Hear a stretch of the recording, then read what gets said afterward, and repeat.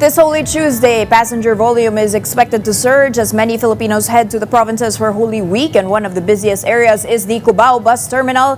We go live now to Mobile Journal Ray Vicente. Ray, how is the passenger traffic over there?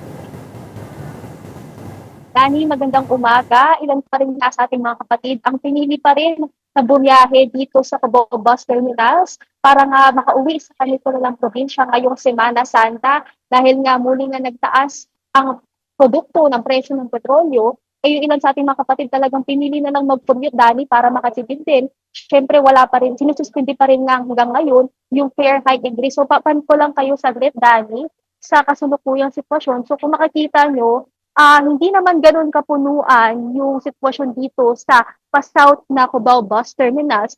Pero ito, Dani, ay yung mga ilan sa ating mga kapatid na chance passengers kasi actually ngayon, Dani, fully booked na yung mga biyaheng pa-south, specifically mga biyaheng pa Bicol hanggang April 4, no? Pero yung mga pamunaan naman ng Cubao Bus Terminal, sinigurado naman nila na hindi naman daw mawawalan ng mga bus sa ating mga kapatid.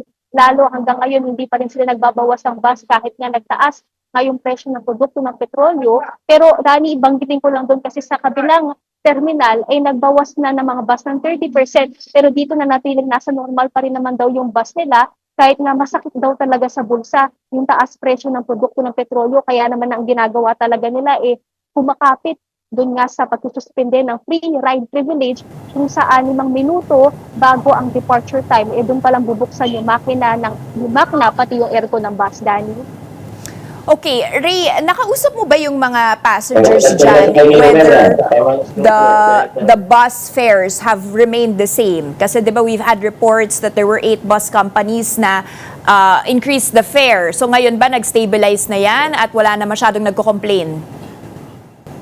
Actually, dito talaga sa Cubao Bus Terminals, Dani, no, wala naman daw talaga pagtaas ng fare or mismong tickets ng bus kasi talagang sumusunod daw sila sa patakaran o sa anunsyo ng gobyerno na hanggang wala nga nilalabas na patakaran, mananatili daw talaga yung mismong presyo ng mga tickets dito. Pero yun nga, ang sabi ng mga konduktor dito, pati yung pamunuan ng mga ibang bus terminals talagang masakit sa bulsa. Lalo, tumaas na umuli ngayon, Dani, yung presyo ng petrolyo.